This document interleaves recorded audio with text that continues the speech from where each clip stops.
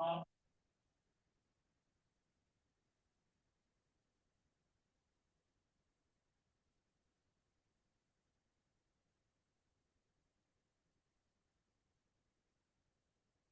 right. Hello, ladies. Welcome. Come on in. Today is going to be quite interactive. So, if you are, I love to have cameras on and get to see people, even if it's not you. Like, I've had people and I've seen the ceiling before, or they're painting, or out on a walk. So, whatever you're doing, I love getting to connect and feel like we're doing life together. Feel free to turn your cameras on if you feel comfortable. Also, grab paper, pen, something to write with. Because, like I said, this is going to be interactive. So, part of what we're going to be doing is giving you some questions and different things for you to think about where you are in your own development. And so, I want you to have something that you can take some notes on as we're doing things here.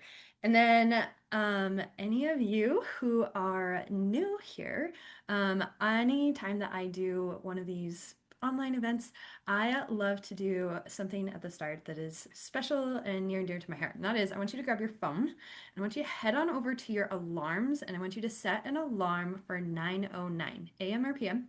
And I want you to put on that alarm, I am not alone. Okay, so we'll hang out for a second while you grab your phone. 9:09 a.m. or p.m. You can choose, I am not alone. But the whole point and purpose of this is to remind you, first and foremost, that of course we have our spiritual team there, right? Our Heavenly Father, Heavenly Mother, Jesus Christ, angels, ancestors, all supporting us, cheering us on throughout our day. Okay. But secondarily, I love connecting every woman who has ever been on one of my live events that I do like this. So sometimes I have one or two people and they're kind of small and intimate and fun. Sometimes I have had 300 people or more who are on these. So depending upon how many there are, we are all getting to connect and have this reminder that there are more and more women who are remembering at the same time we are not alone. Okay, so when that alarm goes off, I want you to picture all of those other women. I want you to see them in their day to day. I want to see you to see them struggling with kids or meeting deadlines or just going about their errands and daily tasks, right? And I want you to imagine sending them extra love and support and just like, I've got you. You can do this. I'm cheering you on. I want to support you. And then the second thing I want you to do is I want you to pause for a minute, whatever you're doing, just for like 30 seconds even, and intentionally just kind of put your focus and allow yourself to feel that love and support and connection from all the other women. Okay. Hopefully, I've been talking long enough. You've had a chance to head over to your phone, set that alarm. It's a really neat practice I love to invite women into participating with. So, the last thing that I will do before we get started is I love to share as well opportunities to just connect with other women. So, I'm going to put my phone number here, 385-212-4236. And if you head on over to your text messages now and text the word hope to that number, I would love to set up a time for us to just be able to connect and chat one on one.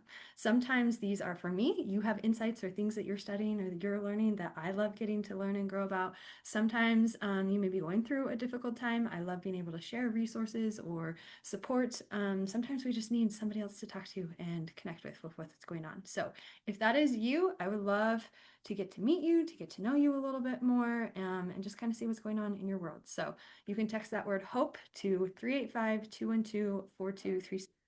And later we'll set up a time to get to meet. I set aside specific time on my calendar just to do that. And it is one of my favorite things. There are always beautiful conversations and experiences that come out of that. So with all of that, hopefully you've had a chance to get your paper, get some water, get kind of settled in here as we've gotten everybody kind of joining in with us today.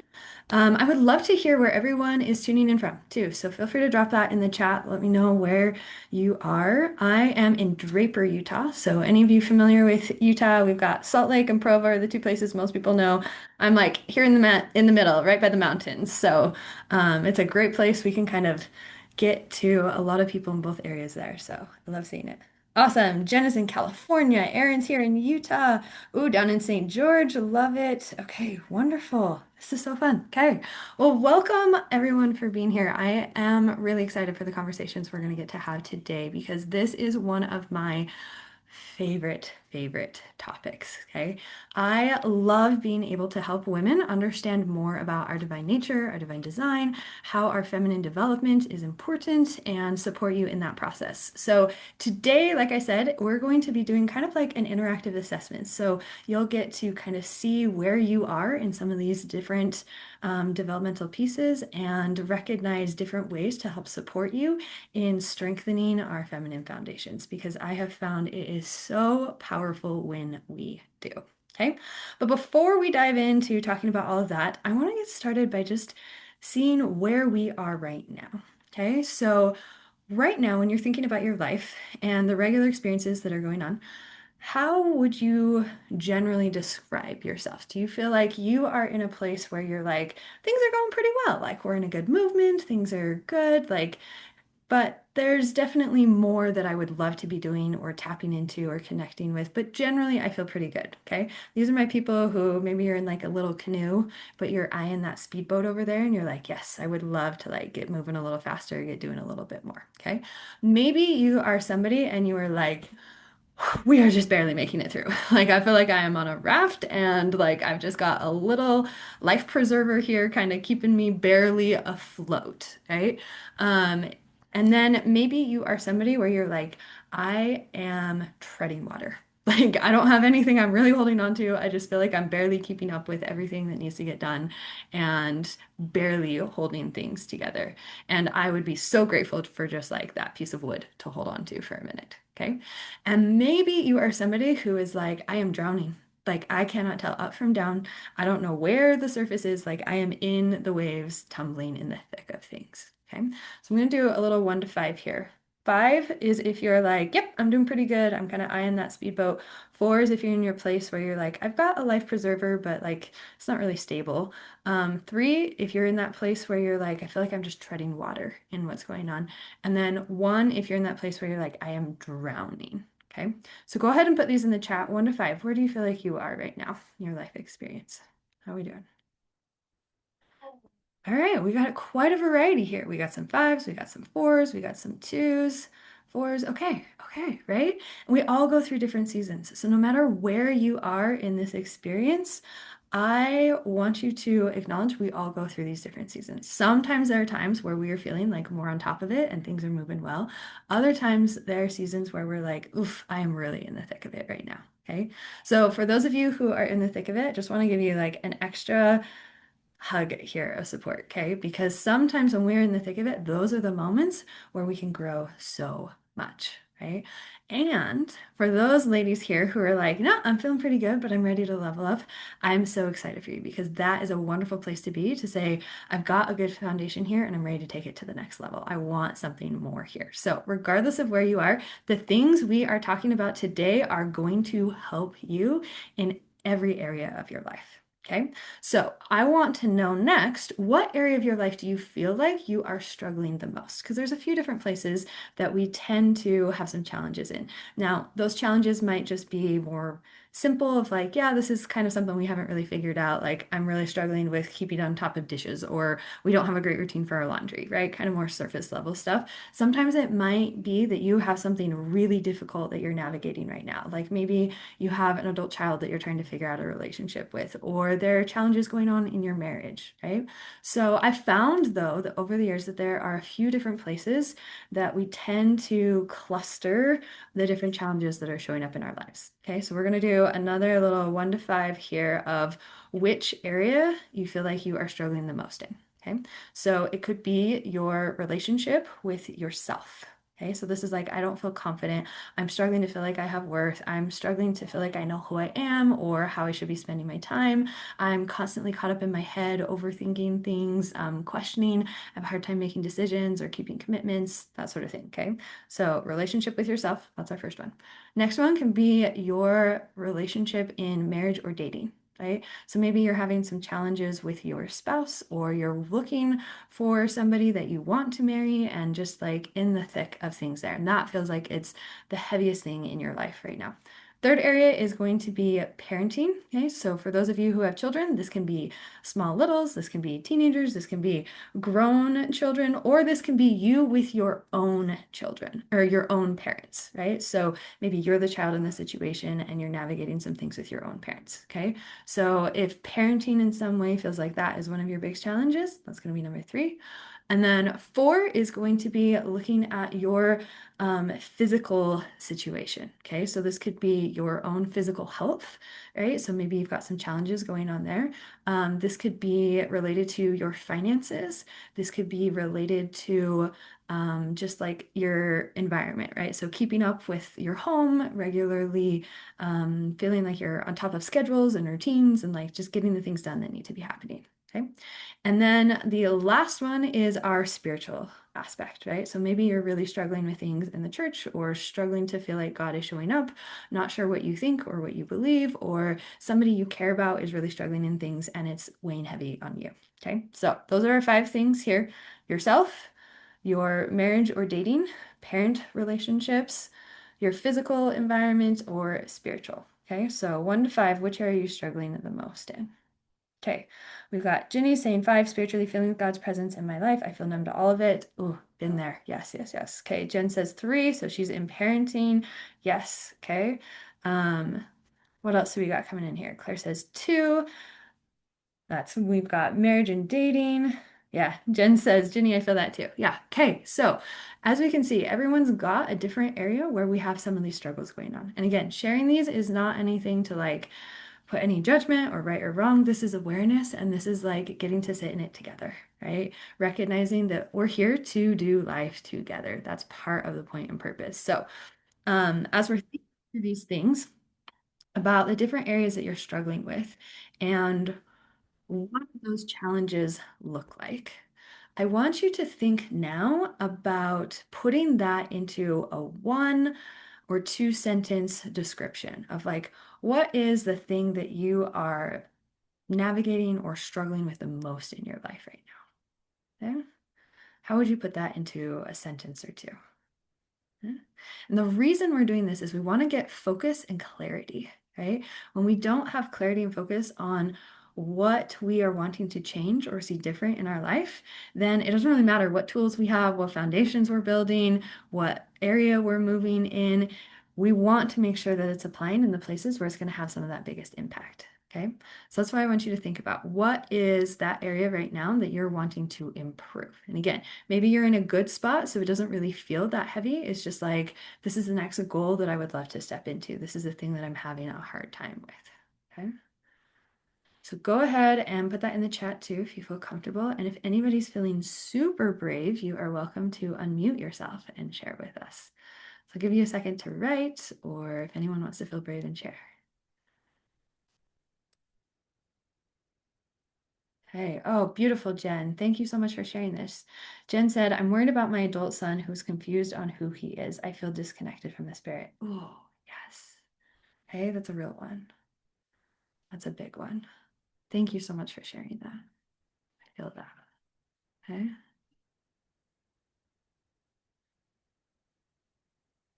All right. We'll give you a minute more here to think about kind of what is that area that you're wanting to focus on right now. Okay.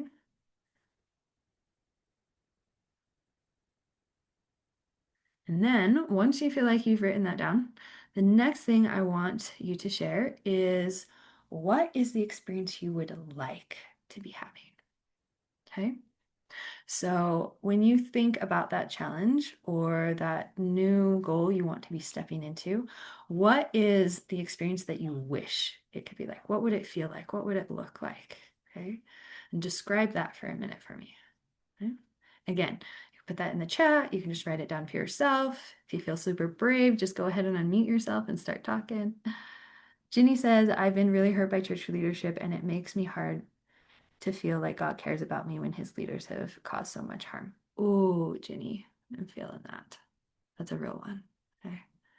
It's one of those places where the dissonance can get so hard to navigate with. I feel you. Feel you. Okay. So what then is the experience you wish you could be having? Okay. What would it look like? What would it feel like? How would you be spending your time? What would be different? Okay.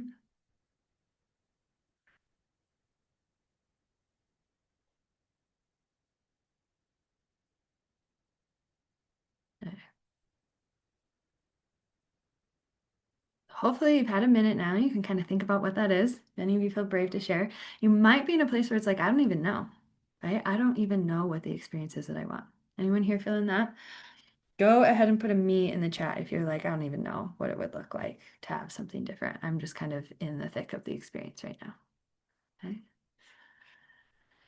All right. Well, all of these challenges often feel like they are unrelated, right? There are these different areas of our life, things that we're trying to navigate, difficulties that are showing up. And it's easy to just feel like that's just a part of life, or there's something that's gone wrong, and I don't know how to fix it in order to get things better, right? And we can get really into this place of just feeling like we are in this place of just trying to survive everything that's going on in life, trying to survive the circumstances that are coming our way, trying to just make it through or deal with whatever is showing up in life. Anyone relating to this? 1 to 5. 5, you're like, yes, I'm definitely feeling that. I'm in that place. 1 is like, no, I'm not really connecting with that much. Okay. Let me know where you guys are in that. Okay, we got some 5s here. Yeah, yeah. Okay. So this feeling is something that is really natural in a lot of ways, right? We look around at our circumstances, we have these experiences that are showing up. And even if we have a really good relationship with God, we're feeling that connection, we can still get caught in that pattern of feeling like, there's just more I have to be doing, more I've got to be figuring out, and just perpetually kind of this gap between the experience that we're living and the one that we want to be have, or we feel like we should be having, or we feel like we've been told we're meant to live. And yet it's like no matter what we do, we can't quite reach that place. Okay. Anyone feel like they've experienced this gap? Maybe you're in it right now. Let's do another little check-in. 1 to 5. 5, you're like, yep, totally feel the gap. 1, you're like, nah, I don't really feel like that's me. Okay. And while you're doing that, Aaron says, I wish to be spiritually creating constantly with God, where I'm connected and going at full speed. Oh, Aaron, my kind of girl. Yes, I love this. Love this. Okay. All right. All right. So we got some 5s, we got some 3s coming in here. Okay. Yeah. So regardless, like we're feeling a little bit of that gap is showing up, right? Between where we are and where we want to be. Okay. And so, one of the things that I have found is really interesting is when it comes to us trying to improve our situations, there are a few different patterns that I see, especially as women, and even more so sometimes as Latter-day Saint women, that we tend to fall into. But before I share what those patterns are, I want to hear what are some of the things you feel like you regularly um, turn to in order to try and help you move through this pattern of I'm feeling like I'm stuck. I'm feeling like I'm just in survival mode. I don't know how to respond. What are your go-to tools right now to try and help you with that? Okay. I want to hear what you're already doing. Yes, temple attendance. Ooh, yes. It's a good one. Love it. Prayer, study, talking with my best friend. Oh, love it. Love it. Good, good, good. These are so good. Ooh, Aaron says, friends, nervous system work. Love it. Prayer, good. Ooh, worship music. Yes, yes. Scriptures, prayer, temple, being with like-minded women. Yes, yes. Okay, beautiful, right? So we've got all of these things that are coming in, right? And I'm betting that the reason you do some of these things is because you get some benefit out of them, right? They have some value. They help lift you. They help move through. Do you see that experience showing up in your life of like, yes, I'm getting value out of these? Okay, let's do another little 1 to 5. Like, yes, these things help me in my life. Okay? 5 is yes, absolutely. 1, they're like, no, I don't feel like they're really helping, but I'm just kind of doing them because I'm doing them. Okay, okay, good, good. So, what I have found is this is really common that we have these things that do help us. We feel this support and this connection that is coming in, and yet there's sometimes this like gap, right? Of like, I have these good things that are showing up in my life, but I'm still having these struggles in my life that are going on. And sometimes it doesn't feel like they're fully connecting. right? That it's keeping me in this place where it's like I'm still stuck in the survival mode. And like at least I have something that's kind of helping keep me afloat and keeping me going, but I'm still in that survival mode piece. Okay. Anyone relating to this? Let's do another little one to five. Five, yes. One, nope, not at all. Okay. All right, I got some fives here. Okay. Well, this is one of the main things that I want to talk about and address here. Okay. And in order to talk about it, we have to go back to the creation story and see a beautiful pattern and blueprint that I believe God gave us to help us understand how to live our lives and how to live them well. Because I am a big believer that God did not intend for us to simply come to earth just to try and survive, right? We call it the plan of happiness for a reason. We have the beautiful scripture in Second Nephi that talks about men and us as women are that we might have joy, right? So I believe that God fully intended for us to thrive in our experiences. But sometimes there's a disconnect that kind of shows up in how am I supposed to thrive with also we're supposed to have challenges and contrast and these experiences that do show up in our life, right? Thriving is not saying that everything is going to be perfect and everything is happy and we're never going to get hurt or have challenges, right? It is a difference in how we move throughout the realities of this physical mortal life. Okay, so this is where we go back to looking at the creation story. Most of you, if you've ever, thought about it or studied it, we typically describe it in this like linear fashion, right? On day one, this happened, day two, day three, day four, blah, blah, right? All the way up until Adam's created and then Eve comes there, right? And it's kind of this linear progression of experiences that are unfolding. Well, I'm going to take that and I'm going to turn it, okay? And I want you to see it instead in this progressive perspective. And by that, I mean everything that is being created is doing so in order to make the next thing possible, right? So before you can have animals who are living on the land, you have to divide the water from the land, right? So that now there is land to exist on which the animals can live on, okay? So there's this progression idea of creation. Okay. And what emerges out of this pattern is we then see that the pinnacle of all creation was Eve. Okay. She was the last thing created. And I believe there's an important reason for this because I believe that the pattern and design God created was for women to be givers of life. When we look at the title that was given to Mother Eve, she was given the role of mother of all living. And I don't believe that was an accident. I believe that was a part of her role and her responsibility was to give life back to all things that are living, right? To be a mother is not just to bear children, but it is, I believe, to be kind of this conduit through which life can flow, right? And when we do that in the act of bearing children, we're taking something spiritually, we're giving it form and bringing it into the physical world. But that is a pattern that can show up in every area of our lives, right? So to me, the title of a mother is so much more than just bearing children. It is a role and a responsibility and a position we hold in bringing life into the world. Okay. So as this pinnacle of creation, she is meant to bring more life into the world. And as she does that, all of life and all of creation exists in order to support her ability to do that. Okay. So we often talk about Eve being created as this like helpmeet for Adam and kind of center the story around Adam. There's beauty in that. There's this great partnership and relationship that shows up in that view and perspective on it. Not meaning to take away from that at all. In fact, if anything, I feel like this adds to it because we see this relationship that shows up between Adam and Eve as they are both instructed and ultimately choose to fulfill the commandment to multiply and replenish the earth, right? And they're seeking to do this, to step into this role of creation together. And then we see this pattern of creation shows how they do that.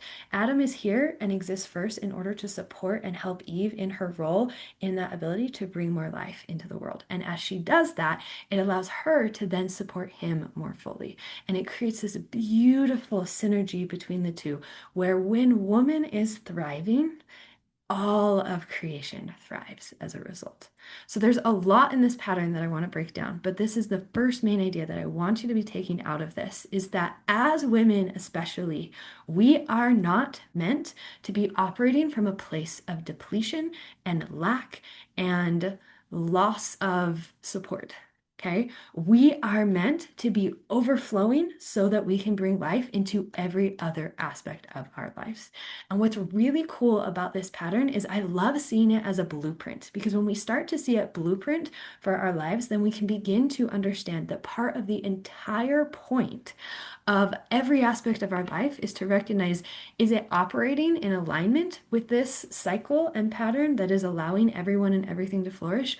Or have we fallen out of alignment in one way or another? Okay, so a couple of examples of this. We can look at the systems or different areas of our life, whether that's our marriage, whether that's our parenting, whether that's even looking at social structures or things that we have in our society and culture, right? If they are doing well, then there is then we can have an understanding that it is operating in the cycle, right? And things are thriving and showing up well. Because if you take a thriving woman, you can put her in any position, in any role, in any place, and she will add new life to it. Okay. But so if something is flourishing, there must be some woman who is giving some life to that in some way. Okay. Doesn't mean she has to actually be the one literally doing the work. This is where we get some of those ideas of like behind every great man is a stronger woman or, those type of things. Or if mama ain't happy, no one ain't happy. On some level, we kind of understand this idea that there's an importance in recognizing that. But the other thing is woman also needs to flourish. Okay. So if you have a system or you have some area of life and it's working really well, but the woman behind that is depleted and drained and struggling, then something is also off. Right? So there's this beautiful blueprint here that we can begin to start looking at ourselves and our lives and understanding what is this relationship? What is this dynamic? How do we apply it better into our lives and relationships so that we're no longer operating from a mode of I have to do more in order to try and keep up with everything that I'm trying to survive and everything that's happening. And instead, we shift into how can I be creating more and bringing more into the world that can then come back to support and allow me to flourish. Okay. Thoughts, comments, ideas. How's this landing with you? 5 if you're like, oh, I'm loving this. This is great. 1 if you're like, I'm not so sure. And 3 if you're like, I might be getting it, but I still kind of have some questions. I'm not quite sure. Okay. All right, we got a 4 here, 5. Okay. 2. Okay. Okay. So we're getting some of this, got a few questions still coming up here. Feel free to drop any of your questions in the comments because we're going to be exploring this a little bit more. But the main idea that I want you to be taking out of this is that you were not meant to merely survive life. Okay? As women, our main job is to allow ourselves to flourish because when we thrive, everything around us does as well. Okay, right. Erin says, can you say that last line again? How I can be creating more so I can flourish. Yes. So the main idea is instead of trying to do more that keeps us in this pattern of survival mode, right? We want to shift into a perspective of what am I creating so that I can thrive and everything around me can flourish. Okay. Okay, create more. Yes, love this. So when we're shifting out of a survival mindset into a creation mindset, there are a few things to keep in mind here, right? So one example of this is when you are viewing your home and taking care of it, right? There's like, I'm in survival mode, is coming at it from a perspective and a viewpoint of like, I have to keep like I got to clean up all the dishes. We got to make sure that the laundry is getting done, right? There's these tasks that I'm trying to keep up with versus what is it that I'm wanting to create right now? Right. And so when you go and you're approaching the tasks that you have in your home, instead of viewing it as a checklist or a laundry list of things you have to get done, our priority becomes what is the environment or the experience that I want to be creating right now? So for me, practically, this looks like there are some days where I intentionally leave the dishes in the sink because what I am focused on creating in that moment is I'm focused on I want to create more connection with my kids, so I'm showing up for them right now. Or I want to create more health and vitality in my body body. So I'm going to prioritize going to the gym today instead of getting the dishes done. So the dishes don't become this weight and this task that is kind of like coming at me of all these things I have to get done. I'm changing my orientation to my whole world and saying, right now, I want to be creating a specific experience. And what is that? And what that does is it reverses how I'm experiencing things in my life. They're no longer like all of these voices or tasks or responsibilities or things that are like coming at me of like, I gotta get this done. I gotta make this happen. I'm switching the orientation so that I am directing where I'm showing up in my life and how. And so when I go to clean my home, I'm not just trying to get the dishes done and vacuum and clean up the stuff. I'm saying I want to have an environment where I have more peace here, where there's more ease that is showing up. And so when I'm then going about doing those tasks, it's coming from a different place. Okay, that's one practical example of what this creation looks like. Another way to think about it is instead of reacting to everything in our life, we're getting really intentional about it. Okay, everything that you are doing, you're not just doing it because somebody has asked you to, or because it's on your list, or because it's showing up. You're getting very specific at choosing what am I spending my time on? What am I putting my attention on? What am I putting my energy on? Because those are the things you are creating. Okay. So that's the idea. Does that help clarify things here? Yes. Okay. So, Lorene, I love that you said this. It sounds more like focus on desire first, then create. Yes. You've like hit the golden thing on this, which is there is a very important pattern that shows up for the feminine and our job and responsibility of bringing new life that is different from the masculine. And what most women are doing is they are operating from the masculine perspective instead of the feminine. And this is one of the ones that keeps us trapped and operating in this mode of survival. Okay. So here's what that looks like. The role of the masculine is to say, I have needs and I have desires, and I'm going to sacrifice those in order to prioritize the needs and the desires of the feminine. Now, this is not because he's not going to do them or they don't matter, they're not important, but because he knows and trusts that as I do that, they're going to be returned back to me through whatever the feminine creates and does. Women get stuck in the same mindset. We go, oh, I have needs, I have desires, I need to sacrifice them for my children, for my spouse, for my work, for whatever else. And then we hope that we're going to get a return back on them. But this is actually backwards. Okay. What we are meant to be doing instead, the feminine's job and role is to say, this is my need and this is my desire. And I'm holding to that as this is an important thing. Because when you hold that expectation, that is part of what allows life to show up to meet those needs and meet those desires so that then you can bring it back into everything else. Okay. But this is a really hard thing for a lot of us to do. Many of us as women, we have lost connection with our desires. If I were to ask you, like, what are the things you want? Usually when I do this, I have at least one or two women who are like, I don't even know, right? Like, I don't even know how to think about that question. But this becomes one of the priority things we have to learn how to reorient ourselves to. Because just like Lorraine was saying, if we want to be operating in this place where we are being intentional with that light, with that life that flows through us, with that energy, with that vitality, with that connection, with that spirit that we are able to bring into our marriages, into our parenting, into our work, we have to be intentional on what it is we want. Right? This is why the very first thing we did today while we were meeting was to identify what are the things that are not going well. Because usually it's easier for women to say, this is what is not going well, this is what I don't want. And then from there, walk into what is it that I do want. Right? So we started with what are some of the challenges? What are some of the difficulties that are going on so that then we can better get that clarity and that direction of what are the experiences we want to be creating. Okay. Thoughts, comments, questions. How are we doing here? All right, let's do a little 1 to 5. 5 is like, okay, I'm starting to get this. This is kind of cool. 3 is like, there's some things here, but I'm feeling a little lost. 1 is like, you've lost me. I don't know what's going on. Okay, where are we? All right, Jenny says 5. Love it. Claire says 3. Okay, love it. 4.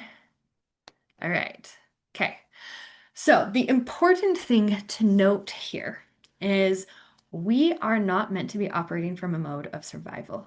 Okay, we are meant to be operating from this place of thriving because when we thrive, everything around us thrives. Okay. But it's hard to do that sometimes, right? And we've been going into some detail about some specific reasons of why that's hard to do or what we can be getting stuck in.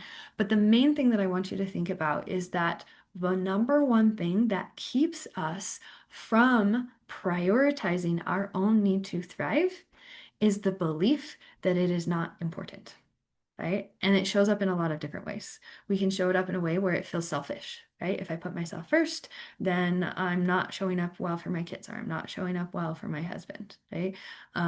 It can show up in this way of there's just a lot of other things, right? Sometimes we know exactly the things we should be doing in our lives that would make things better, but we just keep postponing them, right? We say, oh, I'll do it later when we get through this season, when soccer's finally over, when, whatever settles down, when we have more money, when whatever the reason is, we tend to continue to postpone or put off the things that we know that would be good for us. This could be postponing knowing that you need to start going to the gym more regularly, knowing that you want to be going to the temple more frequently, right? There are so many different areas of our lives that we know would be good for us. For me, it's always drinking water. Like, I know it would be good for me to be drinking water, and yet even throughout the day, I fall into this trap of like postponing it. Oh, let me finish this thing. Let me finish this thing. And I don't ever drink the water that I need to be doing. Okay. Any of you find yourself falling into this pattern of like postponing things that would be good for you? Five, if you're like, oh my gosh, yes, I do this all the time. Welcome to the club. One, if you're like, no, I feel like I'm pretty good. Like, I recognize my needs and I meet them. Okay. Yeah. Right. Okay. We got some fours coming in here. Right. So yeah, that is one of these common things is we get into this place where it's like, there are other things that are more important, right? And a big part of this is because we care about those things. We care about our kids. We care about our marriage. We care about our house. We care about our job. So we want to make sure that they are getting the things that they need. Okay.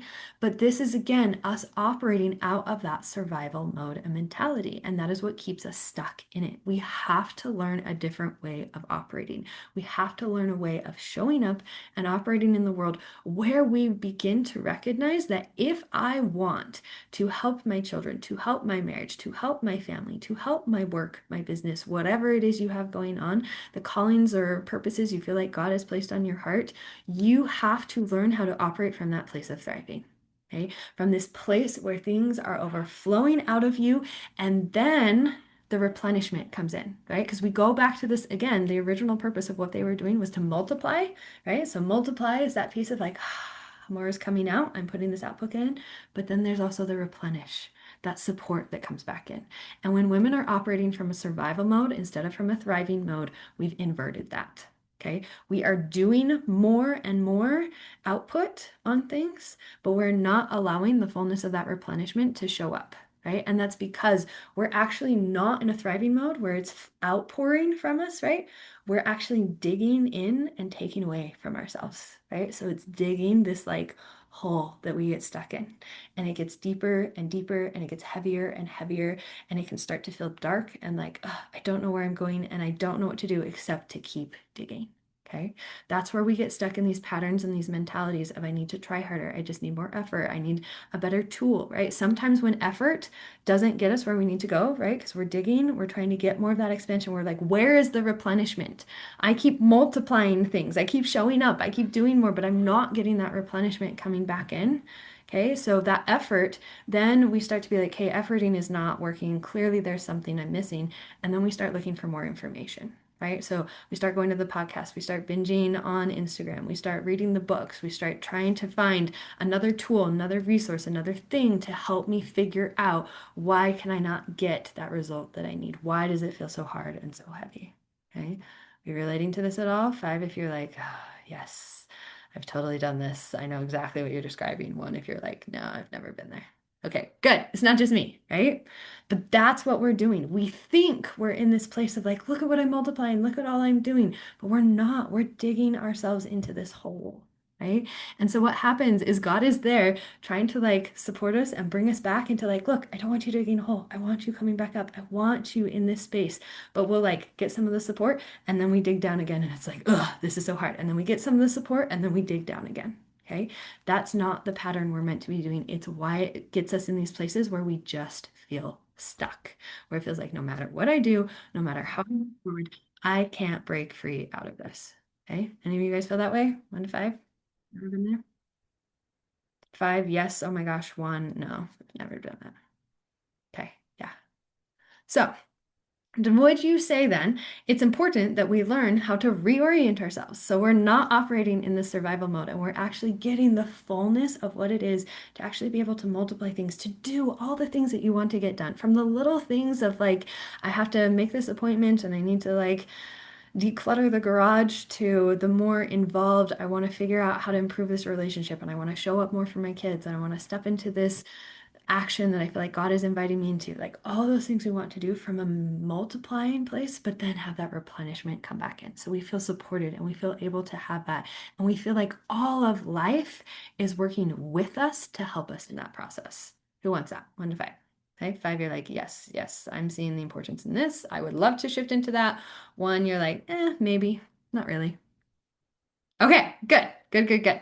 Because this is what I love sharing. And this is where our feminine foundations become such an essential part of this. Okay.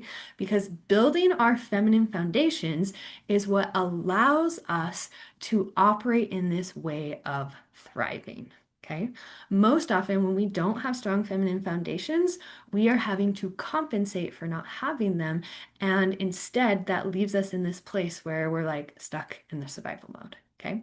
So here's a classic example of how I like to think about foundations. Okay. The first foundation that we want to have is our belief in relationship with God, with the divine, with Jesus Christ, and that like spiritual rock. Okay. We're not replacing that. That's ultimately meant to be our full foundation in place. Okay. Then there are other foundations that we go and we build throughout our lives. These can be things like foundations in how to manage and maintain your home, financial, budgeting skill things, right? These are different skill sets that are useful and helpful for us to have in our lives. And they're kind of these like surface level foundations, okay? When we have foundations that exist, they don't necessarily take away from challenges that might show up. For example, you may still have, financial challenges that show up, but if you have really strong financial foundations, then it's going to change your experience with that challenge that shows up, right? Because maybe you have a good savings account, maybe you have some investments, right? It's going to make it easier for you to weather kind of those challenges that show up. Same thing of communication skills or any type of foundation or skill set that we think of that's important, right? The more we have that foundation in place, the easier it makes it so that we can navigate the challenges that show up in our lives. Okay, so we have these surface level kind of skill set foundations, and then we have this root foundation down here, which is God and the divine. Okay, feminine foundations come in between. Okay, they're kind of like the bridge between the two. And when those foundations are missing, what ends up happening is we get into this place where it feels like, oh, there's just so much I am carrying, so many things I have to do, so much that I'm trying to get done, but we don't actually have that full foundation in place that allows us to do it. So we can feel like, hey, maybe I have some strong foundations with God, and I feel like God shows up for me, and I feel like I'm a capable confident person, and yet I'm still getting stuck in some of these things, right? Classic example that, hey, it may be that your feminine foundations are not in that place to help you operate from this mode of thriving, not surviving. Okay. Another example of this is when we don't have those feminine foundations fully in place, we start kind of pulling from the other foundations to make up for that. So, what that can look like is then it weakens the other foundations, right? Because imagine they're kind of, it's like, I don't know, layers of sand that we're creating on like a literal foundation. And so if you have a gap here where something's supposed to be, the others are going to kind of leak into it. Okay, so that can show up in this way of then we don't feel as strong and confident in our relationship with God, right? We can feel like it's actually like a block that is getting in the way and it's preventing us from accessing or fully relying on and trusting that. Okay, so when I hear women who are saying they feel spiritually numb, they feel like they're not connecting, they feel like they don't know what they believe or how they're supposed to be showing up with God, that's one of the places I look, is because usually that is like something has come in and gotten in the way of that connection and that foundation with God actually being able to flow into your life. right? And that's because you were trying to figure out something is supposed to go here, and I don't know what it is. And so it's like you've gotten a wedge there instead of the actual foundations. So one of the things that I love doing is help women learn how do I pull that out, right? This like you could even think of it as like a barrier that's gotten in the way. And we're going to remove that barrier and we're going to rebuild the foundation so that it can actually flow in the way that it was intended. Okay. I also see that in this way where women have a lot of these skill sets and they're like, feel like they're a really confident, capable person. And yet there's just this like heaviness to everything, just this like, oh, added weight. Again, that's in order to keep all these skill sets and all this operating at a certain level, you have to compensate and fill in that gap here. Okay. How are we relating to this? 1 to 5, you feel like you're experiencing this. 5 is like, yes, I'm seeing myself in this. 1, you're like, not really. Okay, Jenny says need to remove the wedge. Yes. Okay. Okay. Yeah. Yeah. Right. So it's really nice when you start to understand, like, oh my gosh, there's a pattern here. And because I have not been following that pattern, I've been making things more difficult for myself. And oh my gosh, the things that are happening in my life, they're not random. Like there's actually a pattern and a process for this. And there's a specific way that I can go about rebuilding those foundations to help me be able to move more into this mode of thriving and showing up. Okay. So who wants to hear more about the feminine foundations, what they are, and how to start shifting into them? Yeah. Okay, yes, awesome. Let's do it. So, the first foundation that we need to be focusing on is reorientation. Okay, so this has multiple layers to it, but the very first piece of it is just reorienting ourselves to recognizing we're not meant to be operating from this mode of survival. We are instead meant to be operating out of this pattern of thriving. Okay, one of my favorite ways to think about this is actually reorienting ourselves to recognizing the two different parts of who we are. Okay, so here's what I mean by that. We are divine spiritual beings first and foremost. Secondarily, we are human beings living in this temporal world. Okay, we often get that backwards. Okay, we focus more on the human part of our lives and our existence, and we forget what it is to actually be that spiritual divine version of who we are. Now, this is what I mean by that. The spiritual divine part of who you are is already capable of so many things that you desire to have in your life.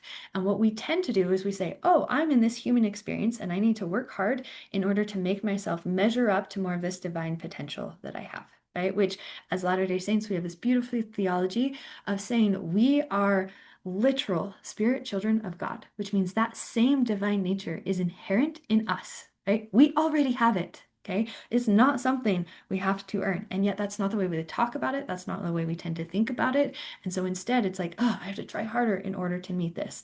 I love reorienting us, especially as women, to recognize our job is to be connected to the divine. We are meant to remember that spiritual part of things first, give it form, and then bring it into the world, the same way we do with children. Okay, so there is the spiritual essence of every relationship, of every desire, of everything that you want in your life that exists already. And our job is to learn how to remember that, to hold that vision, and to embody it and allow it to be expressed into our life and relationships. Okay, so we're no longer trying to take this humanness and measure up. We are connecting with the divine first and bringing that down into our experiences. This is another reason why it was so important that we get clear on what our desires are and the vision of it. Because if you don't know what the vision is of the thing you want, you can't bring it into your life and relationships. Okay, so that's a huge part of this process. Okay, so that's just one example of reorientation. Okay, there are so many different components to this, and it is so beautiful when we start reorienting in this way. A lot of things that feel hard, that feel difficult, start to fall into place. Okay, so that's foundation number one, reorienting ourselves so that we are operating in alignment with this divine pattern. We are focused on connecting with the spiritual, bringing into the physical, moving out of survival mode and into thriving mode. Okay, that's foundation number one. Foundation number two is repatterning. Okay. This is one of my favorite ones to talk about. We could do like a whole class just on this because there's something so powerful in recognizing that we have different patterns that we are meant to move through in our lives. And most of the time, again, we have learned masculine patterns for how to live life. That's part of the reorientation we have to do is out of these feminine or masculine ones into feminine ones. But the same thing shows up with patterns. Okay. And one of the patterns that we tend to play out in our life is viewing life as being linear instead of cyclical. Okay. And viewing it as I need to build things in my life instead of I need to birth things. Okay. Those two changes are huge. If you have ever tried to like set a goal and achieve something or start a new routine or a new pattern in your life and you feel like it starts going well and then it falls apart and it's like, it's just not working anymore, or you feel like it requires an extra amount of effort just to maintain or get the same results, there's a high chance that it's because you're following these masculine patterns instead of our feminine ones. Okay. So a classic example of this is like if you decide like, oh, I want to lose weight, right? So you're going to build a plan of like, this is what I need to do and how I'm going to do it and how I'm going to make it happen. Okay. We want to instead start with birthing that experience instead of building it, which when you birth something, it has a different feel to it. There's a different flow to how we bring things into our life. And it allows more room for our cyclical nature to exist within it because we're not focused just on the linear results of is it getting better and better and better and better in this like purely linear fashion. We're recognizing that there's this cyclical component to how we grow. Okay. So this, when I say cyclical pattern, part of that does come into the fact of recognizing we are cyclical beings. Okay. So the classic example of this is looking at our patterns around menstruation, which is not just the monthly hormonal cycles that we have when we are menstruating, but is also shown across our life where we go through this pattern of being pre-menstruating, menstruating, preparing to end menstruation, and post-menstruation. Okay. We are literally different versions of ourselves across our life. Right? That is unique, that is different, that is specific to us as women, and is not often accounted for. Okay.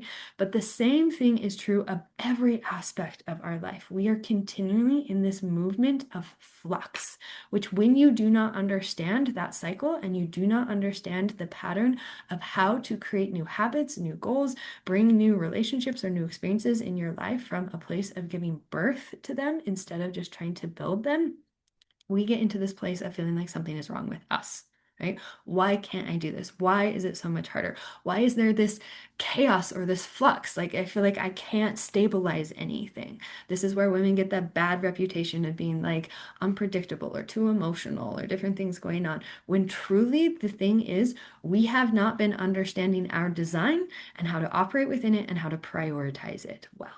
Okay. So foundation number two is learning how do I live my life from this way of understanding the cyclical nature? How do I move through it well? And how do I focus on birthing things instead of building it? Because when we want to build something, we set out, we say, okay, this is the thing I'm going to do. I'm going to break it down into plan. I'm going to make it happen step by step. And then we go and do those steps. Okay. Birth is not that way. If you think about literal gestation and birth of a new child, it's an entirely different process, right? You don't wake up or schedule like, today I'm going to build the toes and tomorrow we're going to work on the spine. Like you have a part to play in this process, but a large part of it is simply allowing things to unfold and to emerge. Okay. So getting into a place in our lives where we recognize when is it our job to do something, like make sure we're getting enough rest or we're moving our body or we're getting the nutrients we need in order to allow that natural growth to take place. And when are we meant to simply hold space? Right? To allow things to unfold and to allow things to emerge. This is one of the things that I find so fascinating with women is they often intuitively have this understanding of like, there's something that like I'm supposed to be doing or I'm needing to be moving into, but then we struggle to trust ourselves or what we're seeing or how to move about it. And we try to like take that vision and that idea and put it into this building mode of like, what are the specific steps and how do I break it down and how do I do all of these things? And that's not to say that there's not a role for that. There's a whole other more advanced class and thing that I teach that talks about how we integrate some of these things back together. We're not going to go into that today, but if you're just wondering, there is like a time and a place for that. But the point of the repatterning is to recognize we are leading with the feminine part first. Okay, that's the core important thing. And when you learn how to operate life from that way, it can look uncertain because it's like, well, you don't know exactly what's going on. And it's like, but I have a pattern here and I know the process. I know that I plant crops in the spring, I water them over the summer, I harvest them in the fall, and I allow the ground to lay empty in the winter. Right? But when we don't recognize that and we're trying to build something instead of nurture things and birth them and allow them to grow, we think we're the problem. We look at winter and we go, oh, I'm such a failure. I can't get things happening. Nothing is growing. Nothing is happening. And it's like, no, you're not understanding the season, the pattern, the process to it. Right. And then we get into spring and we're like, I don't know, I planted all these seeds, but nothing's growing and nothing's happening here. Right. Just because you're not seeing it doesn't mean it's not happening. And what's really beautiful is this pattern actually allows us to drop into a deeper level of connection with God and being this partners with God and how we show up in our life. But in order to be able to step into this new pattern, we need to have that first orientation of moving out of survival mode into thriving mode, getting rid of those blocks, getting clear on things so that then we can step into the pattern and follow through on it. Okay, so that's foundation number two, repatterning, recognizing we need to prioritize our cyclical nature and our ability to birth and nurture things. Okay. Number three, third foundation here is we now, after we've learned to reorient and we've learned to repattern, it is essential that we learn how to reconnect. Okay. Because a large part of our experience is recognizing we have been orienting ourselves into masculine patterns instead of feminine ones first. But once we have those feminine patterns, we still need to be in relationship with the masculine. Okay. And when I use masculine and feminine, there's a reason I use that language because it can apply to a lot of different things, right? If we're looking at a marriage, we could be looking at the relationship between a husband and a wife and like what is that pattern between the feminine and the masculine.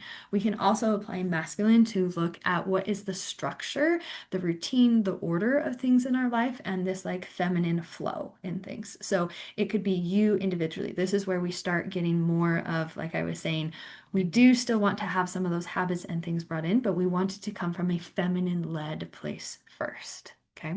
So this is where we learn how to maintain our feminine nature and essence, but bring it back into relationship with all of these other things. One of the classic examples of this is one of the first things I tend to sort of have to detox women through, especially when I'm working with them in a private setting, is from this place of productivity. Like, I need to be productive. I need to be productive. I need to be productive. Like, that is the number one thing ingrained in them. And I usually have to kind of detox them out of that for a minute and say, I need you to start recognizing your feeling good is the priority here. So your rest, your rejuvenation, your caring for yourself is productive. Okay, because we have to reconnect with the feeling and the experience of what it is to actually be thriving. So many of us have been living in a state of survival for so long, we don't even recognize what this state is that we're supposed to be operating out of is, right? So that's one of the first things that I'm often doing is kind of detoxing women out of this survival mode and starting to remember, what does it feel like to experience joy? What does it feel like to relish in things? What does it feel like to wake up every day and just feel like, there's this ease and this joy to things. Okay. And so then we get into that space and it's like, oh, this is wonderful, but I'm not getting all the things done that I needed to. Right. And so then the next piece becomes, okay, now that you've reconnected with what it is to feel in this thriving space and to operate into it, now we want to help re-bring that productivity back in. So how can you still accomplish things, get things done, but do it in a way that is not compromising or losing that thriving experience that we had to begin with? Okay. So that's an example of this reconnect. We want to maintain that feminine experience first, but we want to bring that masculine structure and support and things in it so that we're not just multiplying things, right? We want to get that replenishment in as well. Okay. This is also really a powerful place where it starts to show up in relationships. Okay. So this can be a relationship again with your spouse, with your children, with your parents, with your leaders. Like any type of relationship that exists, this third foundation is where it comes into play. And because 90% of the time, I can go back and I can look at any type of relationship dynamic struggle that is going on and point to ways where the orientation is off, right? So usually one or other person is not operating in alignment with their natural design. The patterns are not being prioritized, and then often the communication between the two parties does not exist. Okay. There is, in fact, actually a difference between masculine and feminine communication. It is one of my favorite things to break down and understand what are these different dynamics that play out. And again, this is not just men and women. This is even seen in like differences in political parties, differences in anytime you feel like there's a polarity between two different things, there is usually a difference in two different types of communication that are taking place. And a part of this is each of those communication values different things, prioritizes different things, and even the literal words sometimes mean different things. So when we're trying to reconnect with somebody, oftentimes there's that third foundation that is missing. We try so hard to connect, to explain where we're coming from, to strengthen the relationship, to work on things, but we don't have an understanding of the differences in our language, the differences in our roles, right, of the masculine and feminine here, or how to work them together. And so we're often just kind of like butting heads or doing our best to try and navigate through that. This is where even if you have really good communication skills, even if you feel like you are, somebody who has good emotional regulation type skills, there can still be challenges that are showing up if you don't understand the masculine and feminine dynamics and how they relate to each other. So that's what this third foundation is all about, is really understanding what are those masculine and feminine specific dynamics? How do we reconnect to them in our own lives? But in order to be able to do that, we have to have first built the foundation of being able to navigate through this cyclical birth nature. In order to do that, we have to first learn how to reorient into a thriving mode and a surviving mode. Okay. So each one of these foundations, they kind of build on top of each other. And yet, most often I see women and they're kind of working in the opposite place. They're starting with the relationships and they're noticing something is off. I'm not connecting with my spouse. I'm struggling with my kids. I don't feel close to God. I have these relationship issues at work or church or wherever that are showing up, and they try to fix that without recognizing that's the last place, right? The thing you need to be doing first is reorienting back to this divine blueprint and pattern that we're meant to be operating from. And then when we're in that place, we can naturally build back up so that by the time you get to working on the relationship, it is so much easier because you have those foundations in place. But another thing that I see a lot of women struggle with is they try to do this on their own. So they're in the middle of these challenges and these experiences, and you're trying to work on understanding bits and pieces of how do I do this and how do I build these things and how do I try and change things. And what that actually does is it makes it more difficult because we are physical human beings as well, which means we have a nervous system and we have our thought patterns and like the physical part of our body. And so when you are in the lived experience of your day-to-day stuff and you're trying to change it in that place, it's harder because you have like the old patterns and the new ones that are competing for attention at the same time. But it's really powerful when you can step outside of that experience, have another place where you can practice building up a new reference point, a positive experience, the realigned one that you want, and then reintegrate that back into your everyday life experiences. An extreme example of this, but is a classic one, is like if you have somebody who's become like a drug addict and you're trying to get them clean, but you're still doing it in the same environment where they were like doing their drugs and things, it's gonna be a lot harder because the stronger pattern there is the old one that they're used to. So this is why you go to like a rehabilitation center and then you come back and reorient what you've learned back into your life. It's the same sort of idea. When we have struggles or challenges in our lives and in our experiences, it's a lot easier if there's a place where we can start fresh, just connect, build these things, and then reintegrate them back into our lives. So that's one of the blocks that I see that shows up for women that prevents them from being able to really strengthen these foundations. The third block that comes up, which, sorry, I shifted into these are the three foundations and then what stops us from building them. So one of the other things that stops us from building these foundations is again that pesky postponement, right? So thinking, oh, I can do that later. I'll do this later. I don't have time right now. Things are really busy. We've got a job loss. We're moving. My family member just recently passed away, right? There can be all sorts of things that are going on in our life. But here's what I have found is most essential for women is those are actually the very moments where it is a really powerful thing to learn how to start building these foundations. Okay.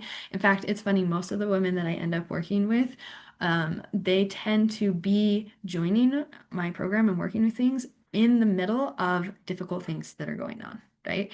And that is something that I learned was not by accident. And we tend to describe this in this way of like when we have challenges that come up in our life that allows us to like rely on God more. But what I found is that there's a different viewpoint of that, that it doesn't have to come from this perspective of like God is intentionally trying to make things hard in our lives so that we'll be good and listen and do things better, but that it's actually from this place of when things are really out of whack, it's a lot easier to see and to implement the more aligned version of it, right? So, for example, when I was a kid in elementary school, we had one of those like zip line slider things. I don't know if you ever remember them, but you could like grab onto it and then run and you'd like slide around along the top.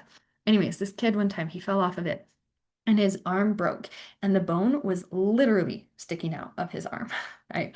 It was very clear and very obvious, like that is not the way your bone is supposed to be, right? Fast forward a few years, I ended up breaking my pinky, so not my full arm, but it was just this like tiny little hairline fracture. And it was really hard to even tell was something wrong or was it just like kind of bruised and struggling. Okay, that's the example of this is when we have extreme situations coming up in our life, it's a lot easier for us to see what is off. And when you're trying to learn a new skill or practice or make a major change in your life, that contrast actually means you can often make it faster and easier because you're like, oh, yeah, this isn't what I want. This is what I want to move into, right? So that's one of the things that I love to say to women is if you feel like it's not the right time or it's not the right season because you've got a lot going on, consider that actually that may be exactly the moment you want to be focusing on building these foundations because it may be easier for you to do it and to get even more out of it. Now, speaking to my ladies who are like, I don't feel like I'm in the middle of any season, though. Am I not going to get as much out of it? That's why I love to say no, absolutely not. Because there is something to be said of every time we strengthen different areas of our foundations, or if we feel like, going back to the surface level foundations or that like spiritual foundations, when those are solid and in place, it's a different type of experience that also allows you to focus then really well on just building these feminine foundations. So, regardless of where you are, you get a beautiful experience that can come out of that on focusing on building those foundations. And what I found is that the more we focus on building these foundations so that we can move back into alignment of this ability that allows us to flourish, it shows up not just in you. Okay, which I know has been kind of the main thing we've been talking about here is you. What are the struggles that are going on with you? What are the challenges that are navigating?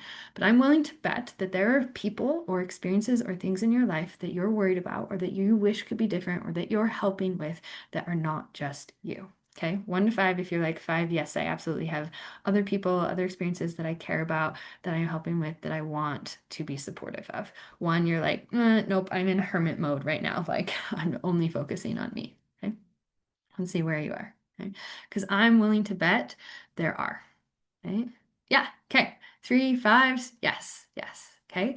Now, sometimes we recognize this important distinction of like, okay, I need to be prioritizing myself in order so that I can show up better for these people or things in my life, which has been a whole running theme we've been talking about here, right? We need to make sure that our ability to thrive is central to the things that we're doing, right?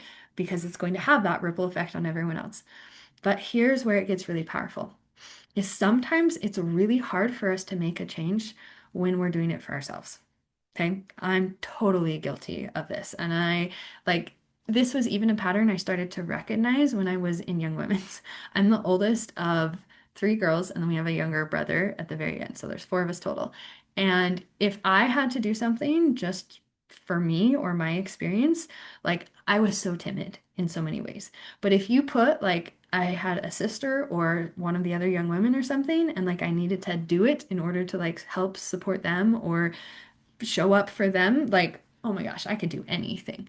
And I saw this repeatedly show up over youth conference. It played out all the time because we went through a season where we were doing like a lot of outdoor extreme type things. We went like rappelling down a 100-foot cliff one time. And if I just had to show up for myself, I was like, ugh, I could not do that. I'm not doing this. But then there were like younger beehives or things who were really scared. And I was like, oh, I can be brave for them. I can show them that they can do this. And all of a sudden, like I got this big bolt of courage that would come through, and I would do all these things that I would never in a million years do for myself. Right.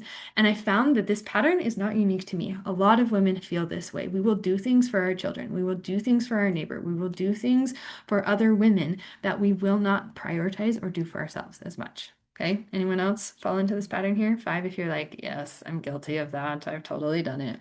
One, if you're like, no, I don't know what you're talking about. You're crazy.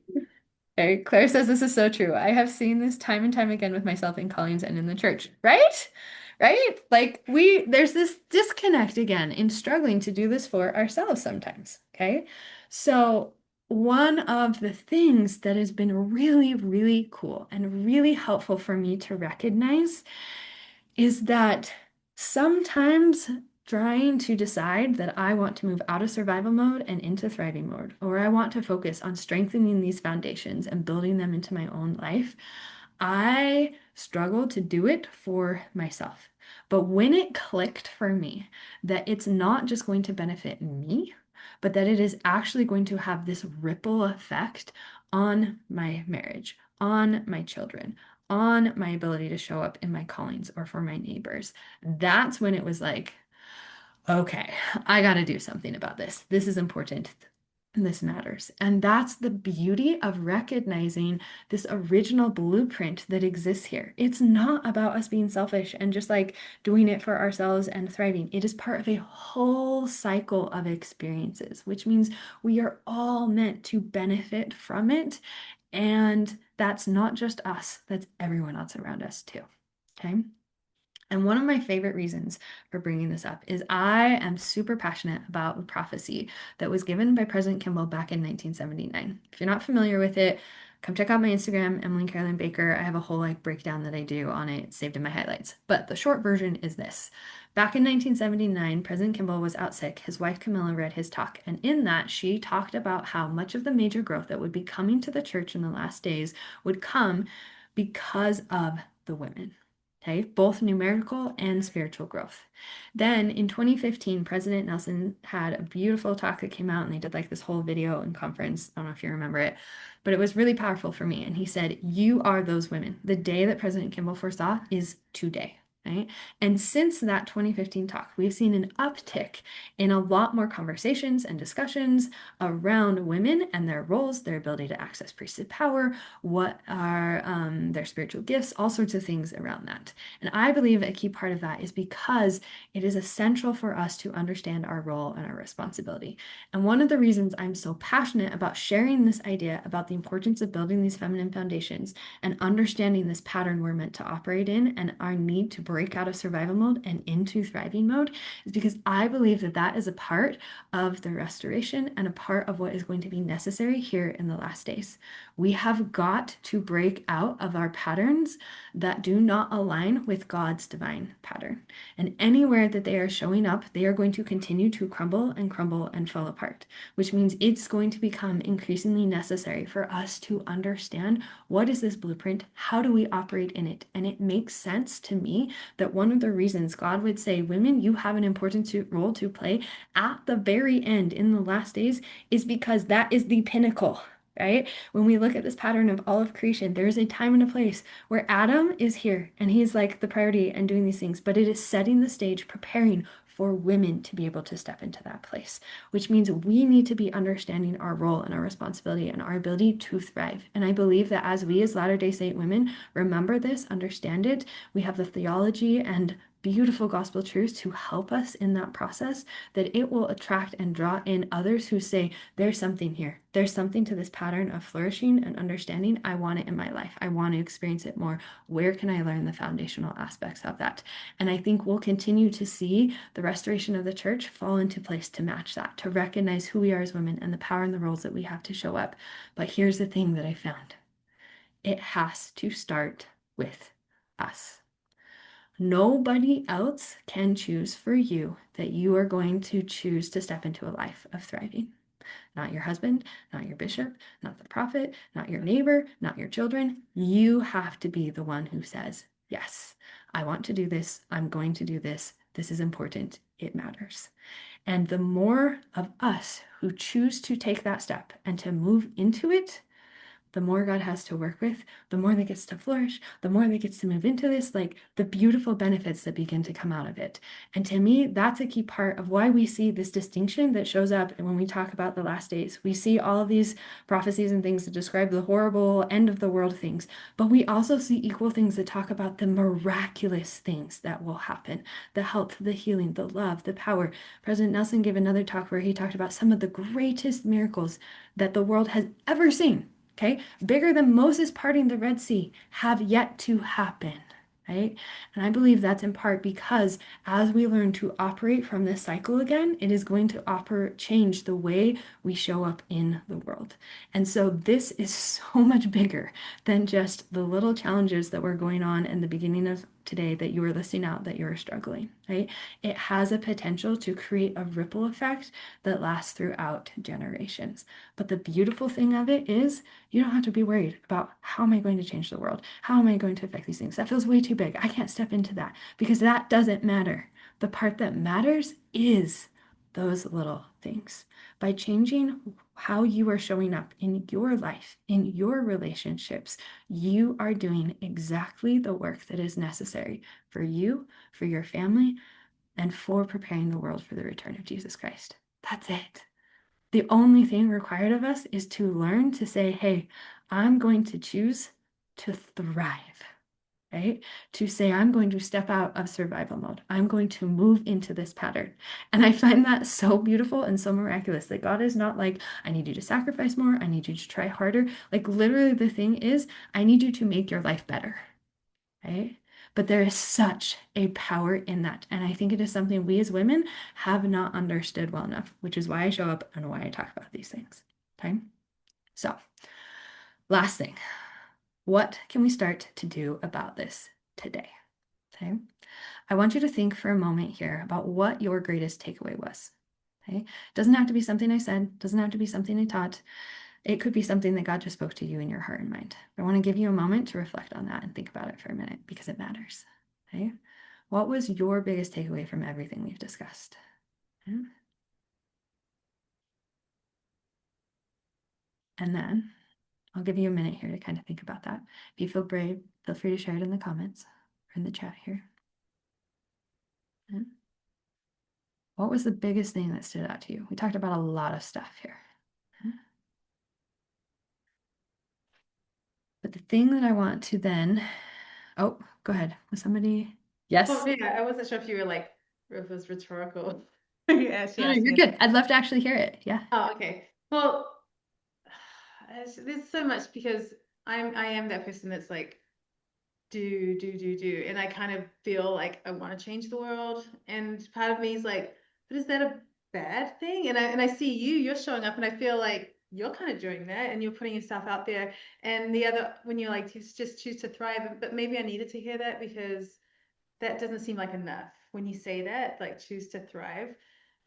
Because I feel like God sees my potential, and I feel, and so there are things that you said with, I think, the flourishing, the feminine. I really want to learn more about feminine versus masculine, but I just feel like something's in store. Where our family is literally moving from St. George to Logan basically because of promptings, and my husband works remote because I feel like there's something there that I'm supposed to be doing with my role as his a daughter of God, and that's, I don't even know how I found you. It must be in the algorithm because I just started talking more about um, Christ and my religion, Mm. and I've got a decent following, and so I've had people ever since I started saying I am from the Church of Jesus Christ of Latter-day Saints. I've had all this just got a lot of negativity.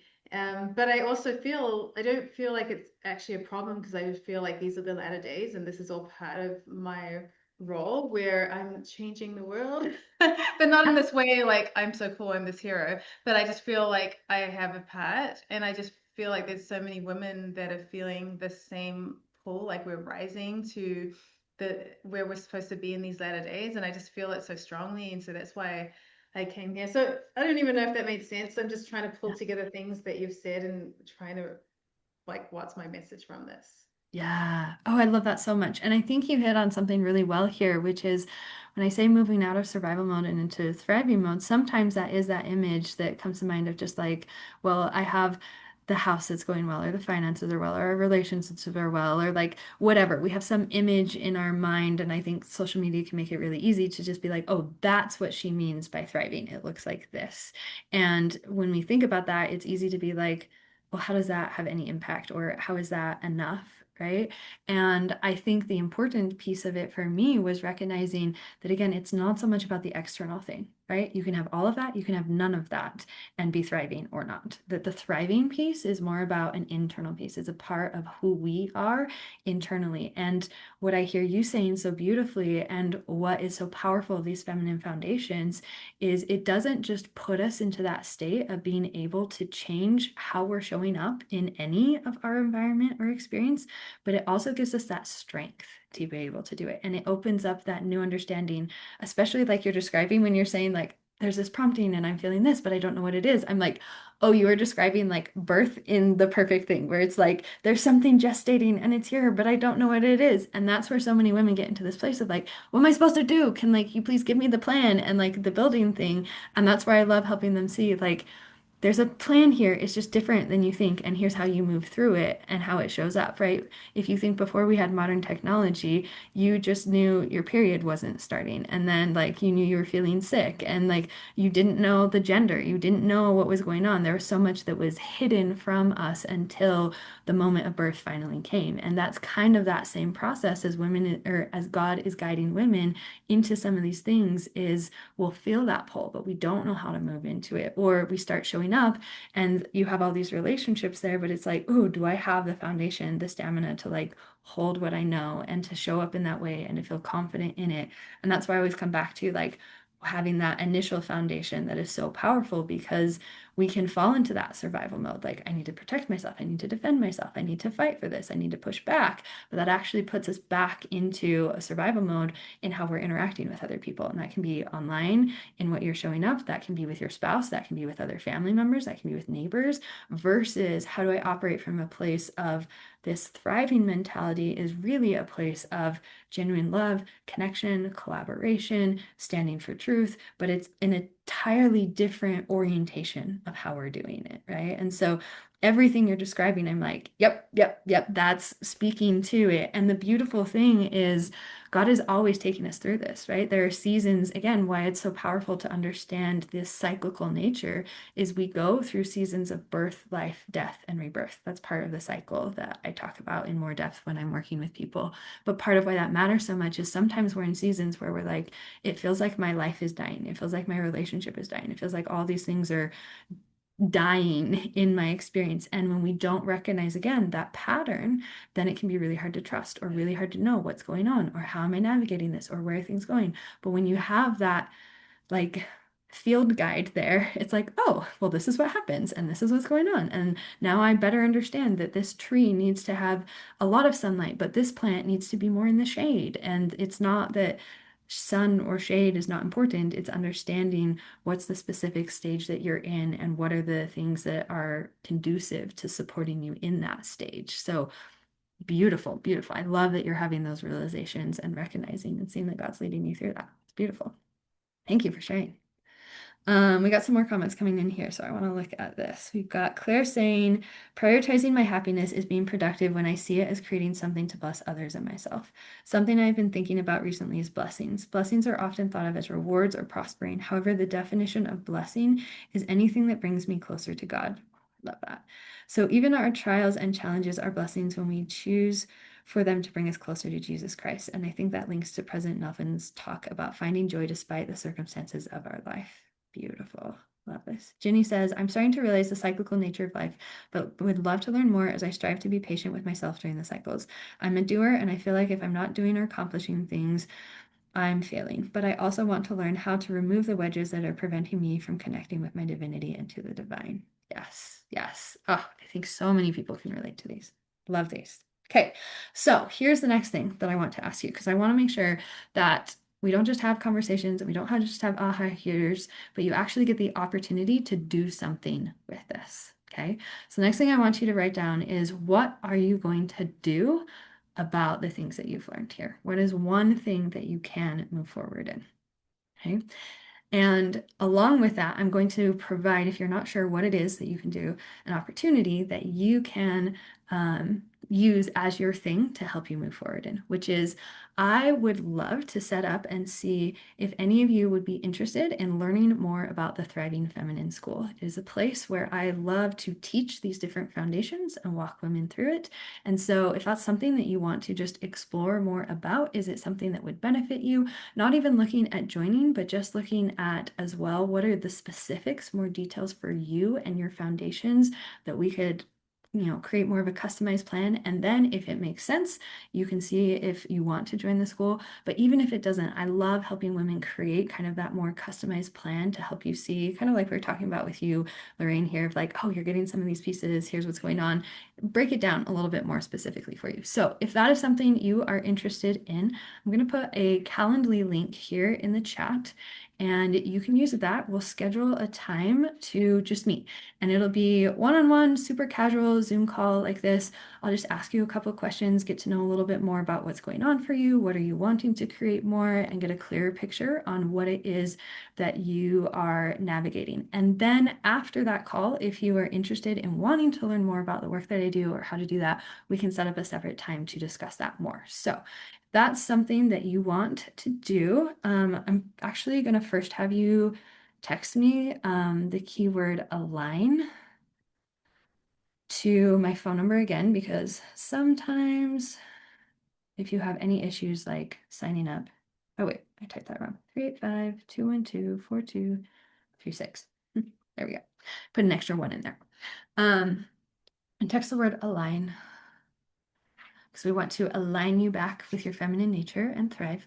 Um, we'll make sure that we get that set up, but then I'm going to put this Calendly link in here. And then because I am all about you reconnecting with, again, what is it that you want and learning to prioritize that, I'm just going to go around here and I'm going to ask you each individually one by one if this is something you would be interested in exploring more. Yes or no, I don't care either way. I love just connecting. If you just got value out of us meeting today, that's beautiful. That's what I'm hoping for.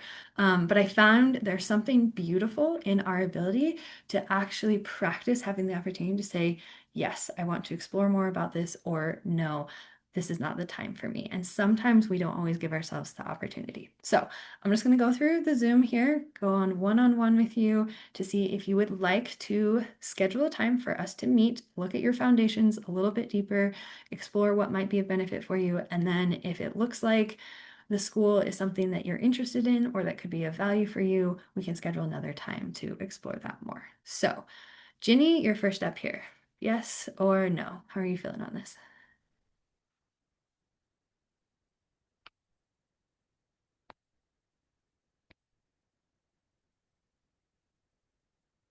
And you're welcome to unmute or put it in the chat. Oh, you already said yes in the chat. Okay, we're good. We're good. Awesome. So I put that link here in Calendly. It looks like I've got a couple of you texting here. Make sure you text me first so that if we have any questions or you need to reschedule or anything, we can make sure that that works. You're good. When is the school? Is it a set time? Yeah, so I'm happy to tell those of you who are interested a little bit more about the school too. And if you text me aligned before we meet, I'll also send you more details about it so you can check out some things with it. Um, and you're good on the unmute. I just saw that. Um, so let me just go through and let's see. I'm going to assume that all of you are a yes if you're still here. If you're not, thank you for being here. I hope you got wonderful things out of it. But if you're still sticking here, fill out the Calendly link and then I'll answer your questions and tell you a little bit more about the school. So, Emily, great question. The school is basically happens on Thursdays, and I typically run it via Zoom just like this. So I'm trying to answer your specific one. So around work times, I know if you're working on that, I have a 9:30 Mountain Time and a 1 p.m. Mountain Time. But if I get enough interest in people who are wanting to do an evening one, I open up evening sessions too. So I like to work with people because I know sometimes work schedules and things make that more difficult. So I do have a couple of people here for this next round that's going to be starting here in about 2 weeks. We're going to get started here in June. But the way that it works is basically the Thriving Feminine School is the school that I've created that talks about all these different things. How do we thrive as women? What are the tools we need to understand? How do we recognize these masculine and feminine dynamics, apply them more in our lives? And everyone starts through the Thriving Feminine School with what I call the Feminine Foundations experience. And this is the first 12-week long interactive program that I run that is focused on building that first feminine foundation. Then I have a separate program for the next two that come up. I used to try and fit them all into one thing, but I just really found that I didn't want to just give people the information. I actually wanted to take you through the transformation of building the foundation. And that, quite frankly, just takes time. So I found on average, it takes about a year to develop all three of these foundations together. And so each foundation, we focus on it for 12 weeks. But again, everybody starts out with the first foundation because that's the most essential one that everybody needs. And the way that I've structured it is something that allows you to have um, flexibility with it, but also support. Because one of the things that I really wanted to do was to break out of, again, we're very used to a very masculine structure of learning things, right? So it's like, tell me the information, tell me what I need to do, and then I'll go and do that. Well, that's completely counterproductive to what I'm actually trying to get you to do, right? Because what I want you to be developing is how do I connect with myself? How do I learn to trust what I feel? And how do I experience more of that in my own life? Okay, so the way that I've structured it is there are basic principles and information because we do need a little bit of knowledge and things kind of like what we talked about today.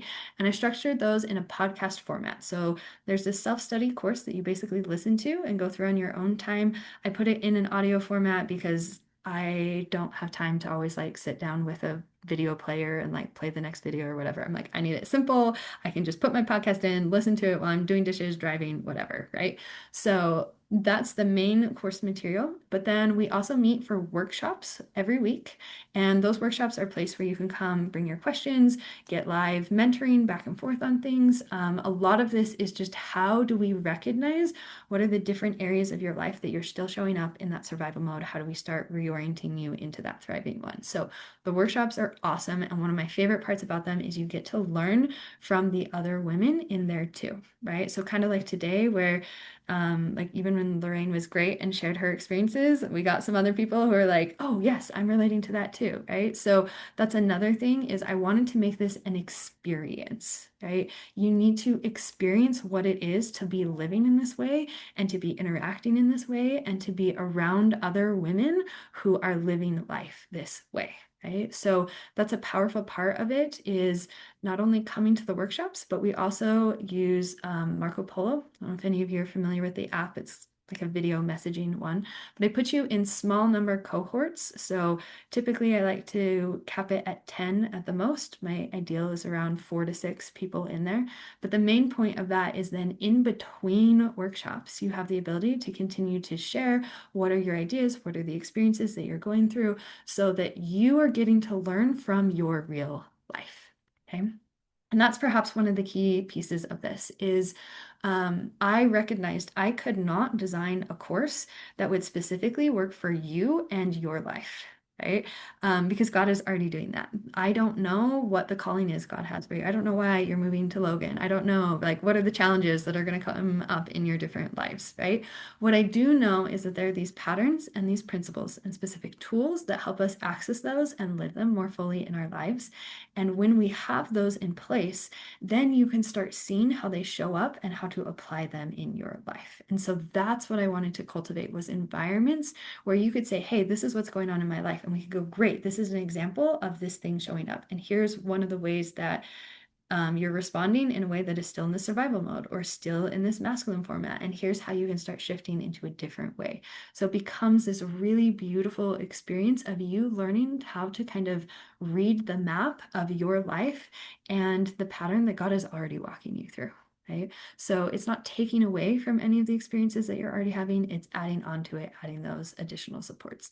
And then the last kind of piece that we throw in there is there's a group me chat for additional just like questions or support or sharing, fun things. If you have an additional podcast or you saw some post that relates to one of the things that we're talking about, that's kind of a fun place to share, sort of like a Facebook group.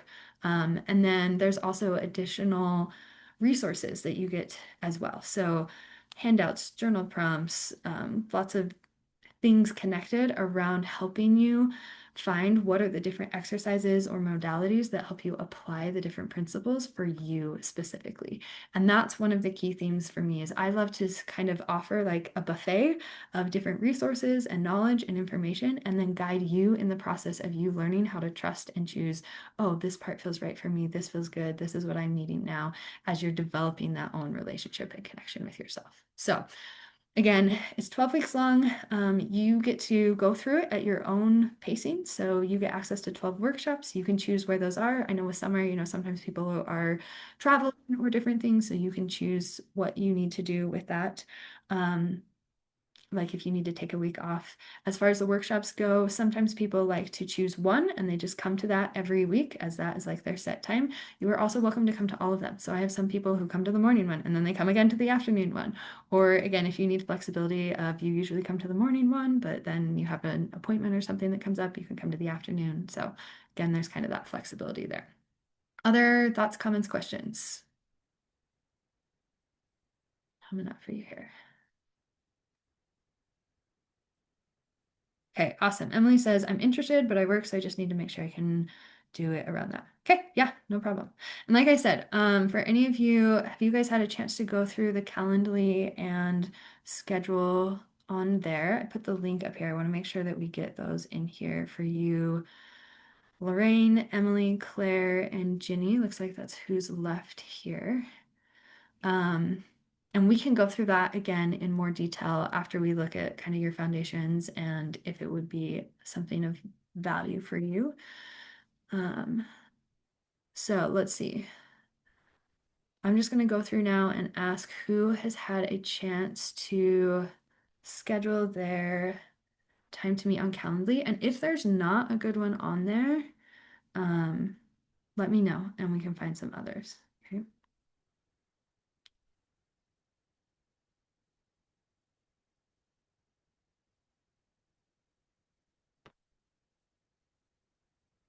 So let's see. Ginny, it looks like you might be, all of your like faces disappeared. So I'm guessing you're on your phones and you're over here scheduling. So let me know if that's the case and if you need any help with it or if there's not a good time. So like Emily, I don't know that there's evening times on there. So if you need an evening one, um, I can do, oh, okay. Claire says it's not working, might be a time zone thing. Oh, let me double check. Oh, you know what? I put the wrong link in the chat. Hang on. Sorry, ladies. No wonder it's not working. That was the link to sign up for master classes. And since it's after today, that's not going to work. Let me get you the right one. Uh, okay, here we go. Thank you for saying something, Claire. All right, let's try that again. And for anyone who needs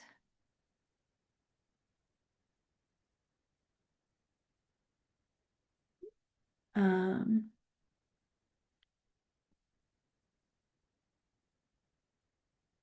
let's make sure this one is working. I'm going to put a couple of other times here in the evening. If you need an evening time or you need to run, you can just say, hey, I would love that day and time, and I'll text you with more of the details and things. So Emily, let me pull my calendar here.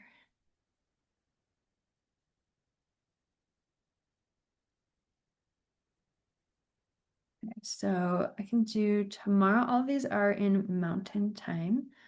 So tomorrow, no worries, Lorraine. We'll make sure you get them. Um,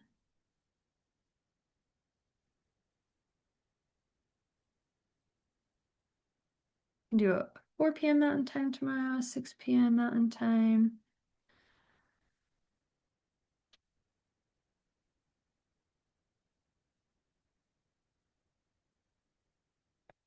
or an 11 a.m. Mountain Time.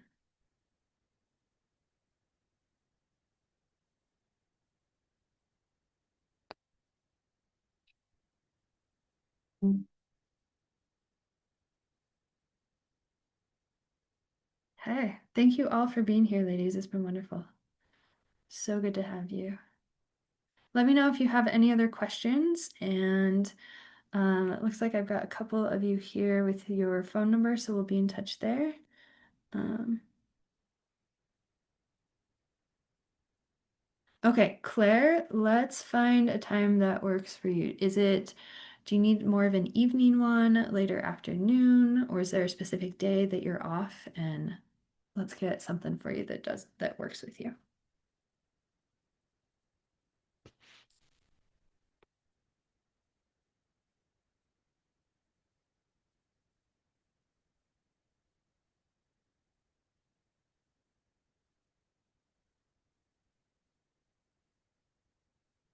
So let me know if one of those, like, I could do an evening or afternoon tomorrow, like a 4 p.m., a 6 p.m., or even something a little bit earlier today if you wanted.